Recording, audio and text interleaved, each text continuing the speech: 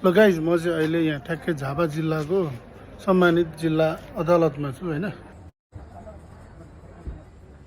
जिल्ला अदालतमा मेरो काम विशेषले आएको थिएँ। क्रममा चाहिँ मलाई यसो हल्का सर्ट आएर म डक्कसँगले यता छिरेको। यहाँ यस्तो मुख फुलिरहेको छ, त्यो सिनोभन्दा डङ्गुर बनाएको छ कसम गाइज।